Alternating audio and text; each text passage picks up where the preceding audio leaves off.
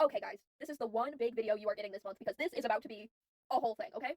Explaining my character's lore, but this is only half of the prequels. Now you might be thinking, why aren't we getting the full prequel? Why not the actual story? Because you need the prequel for information, but I don't want to get into all the information, so we're just doing half the prequel, okay? You'll get what you need to know for my main characters right now, and then we'll come back to it later, okay? So let's start here. I have sticky notes. You can't really see them, but I have sticky notes, okay? So this is a woman. What is her name? I never came up with a name, but she is Veronica's mom. And then we have Veronica's dad. You might see another name on there. No, you don't. Not yet. If any of these fall, I will cry. So, we have Veronica's mom, Veronica's dad, right? They're just kind of basic people. They're good people. They're demons. They live in the underworld, but they ain't causing no trouble. They're on the first layer of the underworld, so they're pretty decent people. I can hear this wanting to fall, and I'm very upset about it. So, they're pretty decent people. So then, one day, they have a daughter, Veronica. Yep. She is half moth, half demon, and she is very beautiful. I love her. She's my baby. Okay, so we have Veronica. She's treated very well until Veronica's mom, she's dead. Cool. She's dead. She dies. Horrible death. Sad. So then, Veronica's dad is like, well, I guess I need to move on. So he meets Pixel's mom. What's her name? I don't know. I didn't get that far, okay? You're lucky you're getting this much information. Meets Pixel's mom. Veronica is very hesitant about her new stepmom. Says, I don't really want a stepmom. Her dad says, I'm lonely. Don't you want me to be happy? So she says, I guess. But Pixel's mom doesn't really like Veronica. She's very mean to her, okay? She never wanted a daughter. She always wanted a son. So she's kind of like evil stepmom vibes. But their relationship soon leads to the birth of Pixel, Veronica's younger brother. Now, Pixel is what you would call a golden child. He can do no wrong in the eyes of his parents, so that leads him to get away with a lot. Now, mind you, he gets away with more than Veronica gets away with, but he has a lot of expectations on him, right? So, Pixel's mom's very mean to Veronica. Pixel sees this, and he's like, you know what? I'm not gonna stand for that, because I care for my sister. So these two form a bond away from their parents, okay? But Veronica always harbors a little resentment towards him, because obviously her parents are treating Pixel like way better than they're treating her, okay? So, as they grow up, this system uses magic, and magic is labeled into dark magic, light magic, and neutral magic, right? So Pixel practices strictly light magic, and Veronica practices strictly dark magic. Against the will of her parents, okay? They don't want this, but she is just not listening, okay? She does not care. She's gonna keep doing this. And Pixel learns from his parents that dark magic is a bad. But what you will find out throughout this story, magic is magic. There's no dark magic. There's no light magic. There's no neutral magic. It's all just magic. So why are we putting people into arbitrary boxes on what they study? I don't know, guys. Well, I do know. It's because people just love to put things into boxes that they can't explain, and they can't explain dark magic, so that must mean it's evil. But Veronica finds herself practicing it because she is like, it's beautiful, it's great, and they're like, that's awful, and they teach Pixel that what his sister is doing is awful. So, as Veronica grows up, her parents very heavily disagree with her use of dark magic, and so does her brother. Her brother, despite loving her, says, hey, don't appreciate the dark magic. So Veronica thinks, I need to get a new hobby, or at least invest in something, so that my parents can be proud of me, and so I can make a living. She becomes an inventor. She has always loved working on machinery. She is very good at it. She's a moth, so she is addicted to light, so this is actually a great thing for her. Oh, you know what I forgot here, though? I forgot one simple sticky note to make. Okay, so she becomes an inventor, and she is trying to actually help people. She is working on vehicles for people that can't afford a normal mechanic. She is working on devices to help people, but that's still not enough for her parents. So once again, harboring resentment towards her brother and her family and everyone around her. But Pixel actually loves this road for her. Pixel says, this is a great way to help the community, and I will stand by you. Until Pixel's mom always said there was something special about him, and then they learn of a prophecy. Yes, it says prophet because they go to a prophet, but it's actually just prophecy. Prophecy comes out about a demon that will be born of pure demon lineage, because something I forgot to explain, there are dead humans here, there are full demons, there are half demons, so a demon of full demon descent, because their parents were full demon descent, will be born, and it says stuff about like a golden child, basically, which is funny that Pixel is a golden child, because I call him that, because as you'll see on his full design, in his character sheet, he has golden accents. Why? Because he bleeds gold, okay? Like he bleeds this yellow liquid that looks like gold. So then, these two take that, and they run with it. They're like, our son is the son of prophecy. He is magnificent. So this leads them to fully isolate the two. I should kind of put a little rift between them. So they separate Veronica from Pixel because they are convinced that Veronica is going to somehow corrupt Pixel and set him off of his destiny, right? Now, mind you, this was unintentional, but this is lore accurate. Pixel and Veronica's dad does try to still have a bond with Veronica, but at this point, it's so ruined that she's like, I don't really want that. But Pixel's mom's fully on the whole bandwagon of my son is from the prophecy, so he must be important, and you must respect me because my son is a son from prophecy. So, you're good. So, they are like, he is the son of prophecy, so he must go to the queen, because we have queen here. We must bring forth him to the queen. So we bring him to the queen, they take him in, and he is being trained to be a guard, the head of the guards, actually. So he is being trained to become the captain of the guards, right? But there is one issue behind that. Every captain of the guard / champion of the realm must do a favor for one of the head gods of the universe, right? They have to do a favor for them so that they can be chosen, like a divine favor, basically. So they want him to become this captain of the guards because his mom's like, he's special, and his dad's like, I guess, okay. So he has to do a favor for one of the divine gods, and the one who answers his call is this little flame dude. Okay, he doesn't have a full name yet, but I just call him Little Flame Dude.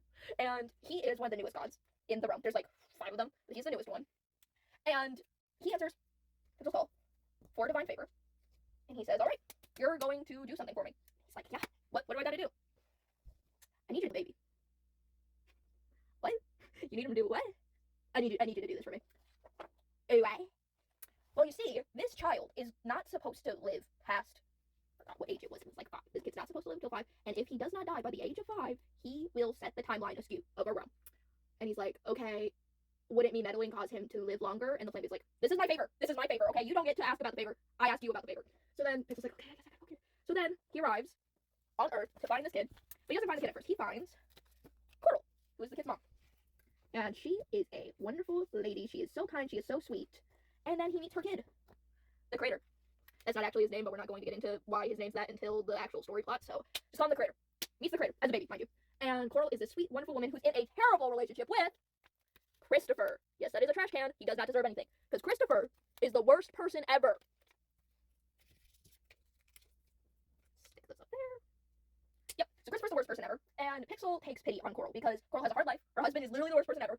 And her son is the only thing that she has. So he says, I can't do it. So he lies. He tells this god dude, hey, I did it. I did your favor. And I totally, that kid, gone.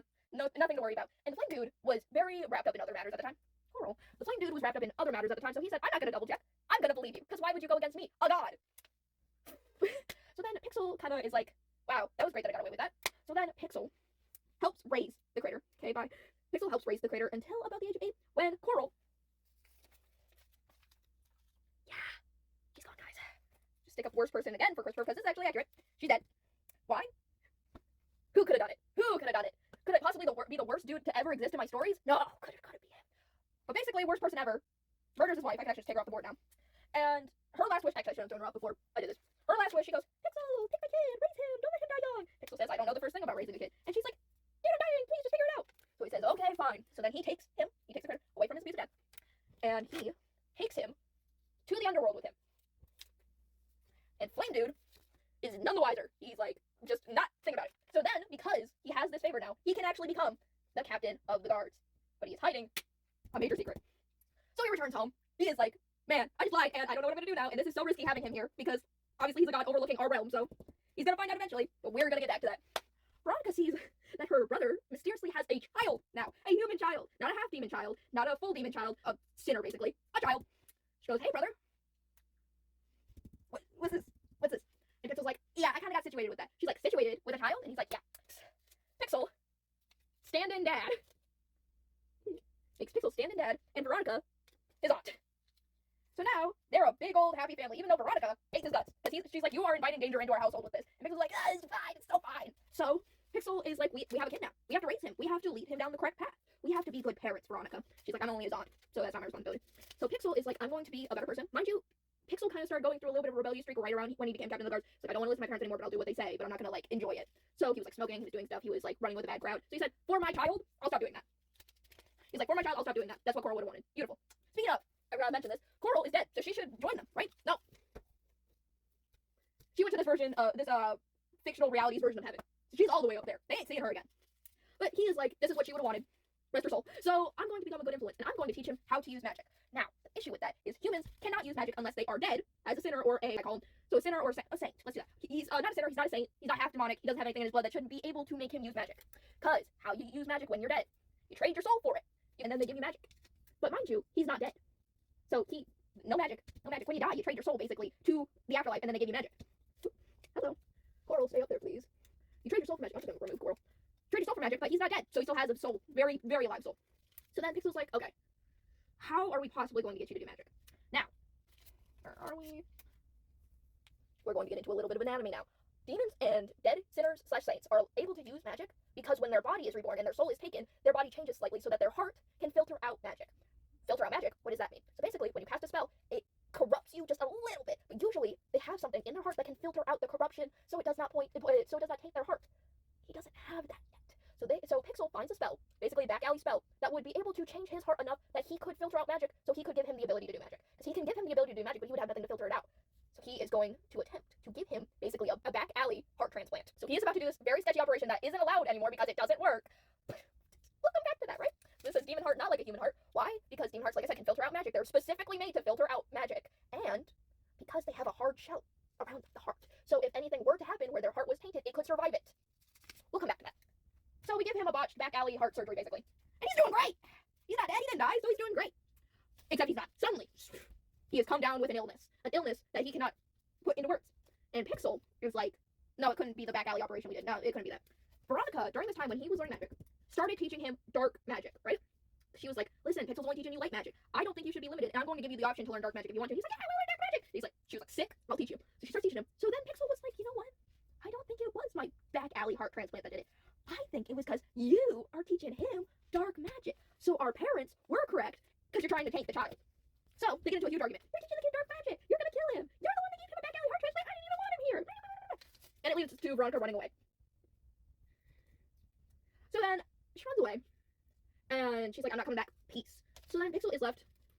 Just take you down for a minute because you're not coming back for a minute. Pixel is like, I should not have done that. I'm a single father now. So then he is left to raise his child that is still pretty sick, but you know, just gotta live with it. So then the queen comes to her head of guard and says, hey, extermination time. And he says, what are you talking about?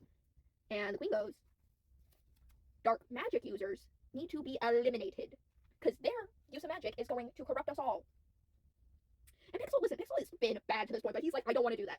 But he is forced to announce the war, which gets us to the war. He announces the war, right? Yes, I did write war on his sticky note, don't even. And Veronica hears this news while she's away in isolation. She hears the news of the war. And she does not know that Pixel is against this, right? All she knows is that they had this huge argument, and now he's announcing a war against people that use dark magic. She's like, he totally told people. So she's like, we're going to fight against this. So another sticky note drops. I'm going to literally lose it. So she sees the extermination, and she starts rallying all the dark magic users to fight against the kingdom. Because ain't no way we're getting exterminated without a fight. So then she meets a man. She meets a man, right? Don't mind that it says evil guy. That can't be foreshadowing for anything. She meets this guy. And he basically tells her that he has also been wronged. And he is a dark magic user. And he is going to help them fight this war. And that leads him to basically become her advisor for this. Because she's never fought in a war before. She doesn't know what she's doing. And now they basically anointed her as general. So this dude is like, I'll be your advisor. Because he says that he is ex-military. Because somebody took his place as captain.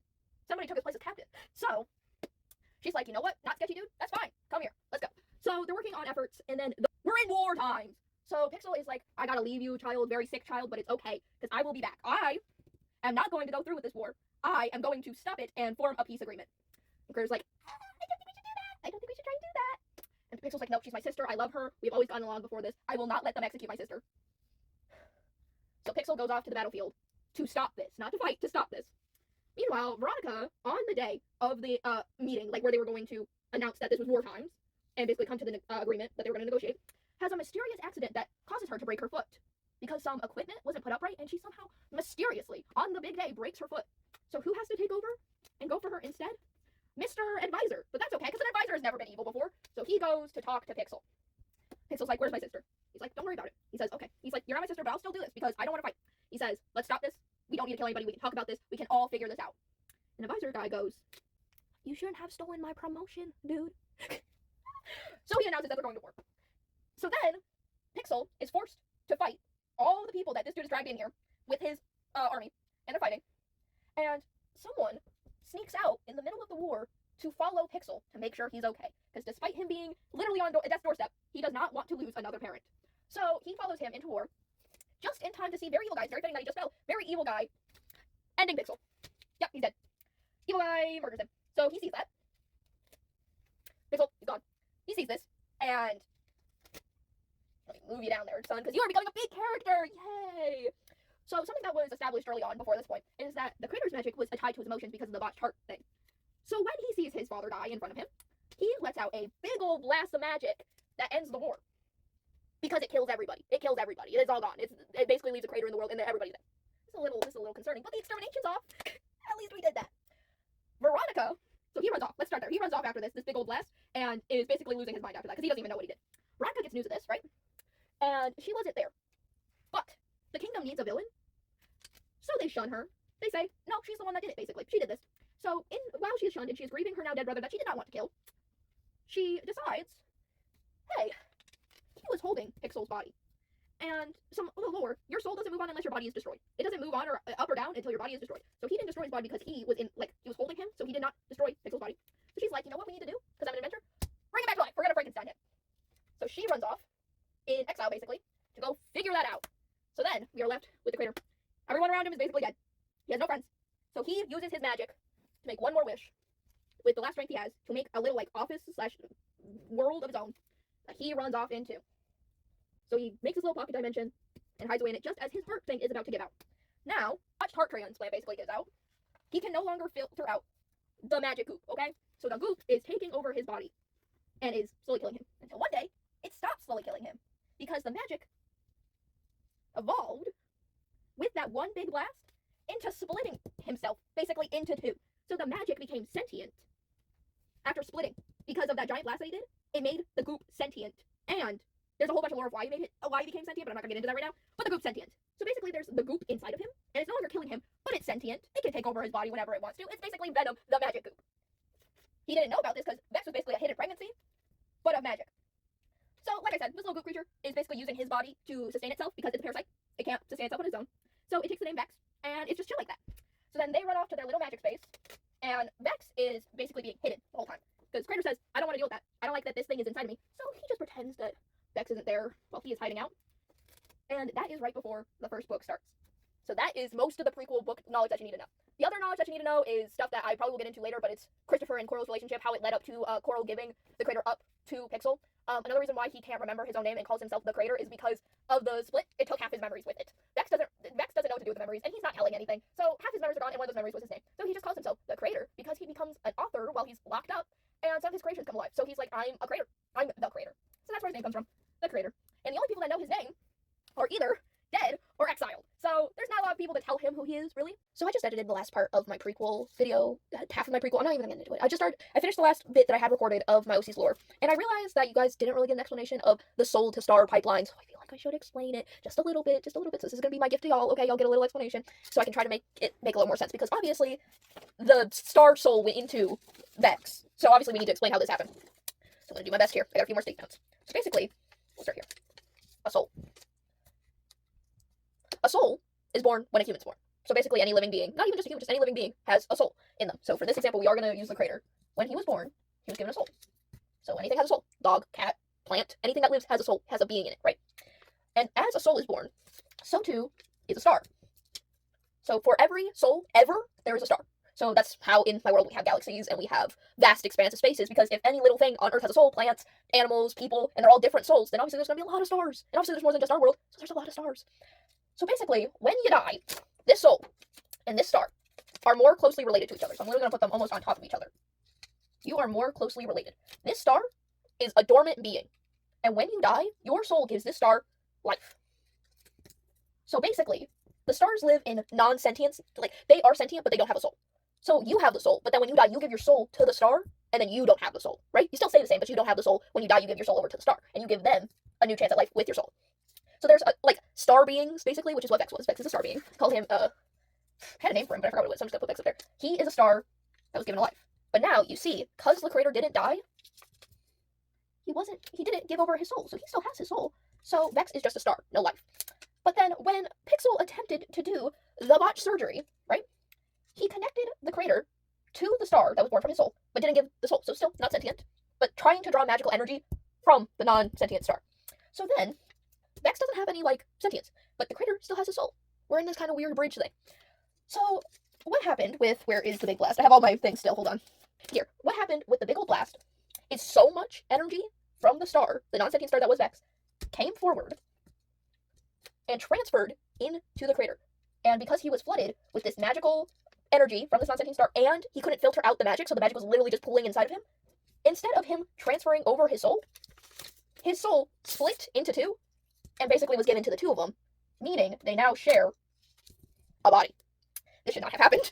So then, they both now have sentience with a soul. So they both have life. Now, this does lead to consequences later down the line. Obviously, you can't, like, he's a parasite. Vex is a parasite, so you can't perfectly sustain him in a human body, and this does take a toll later on the Crater, but that's kind of the pipeline of what happens, is a soul should be given to the star once you die, so you can continue your afterlife. You just don't have a soul, like a living soul, but that didn't happen, so it was split into two, and they're both alive in the same body on the same plane, which should not ever happen. This is awful. This is what happens when you don't let the timeline play out like it's supposed to. This is exactly what Mr. Flame Guy was talking about. Where is he? You remember how Mr. Flame Guy said, hey, make sure this dude doesn't live so the timeline stays correct? This is exactly what he didn't want to happen. This is exactly what he said not to let happen, but because Pixel was being an empath that day, he caused this. I found Flame Guy. This one. You remember how he said not to let this happen? Not to let this happen? Well, guess what happened, Flame Guy? And don't worry, he comes back, and he is rightfully upset, because this is what he said not to let happen. And then, if you were really on it and you connected the dots, Coral wasn't supposed to die. That happened because of the skewed timeline. Because it needed a soul. So got multiple bodies on the table that didn't need to be here. Coral's dead when she shouldn't have been. Pixel's dead when he shouldn't have been. And now we got Two Soul McGee over here. I don't know.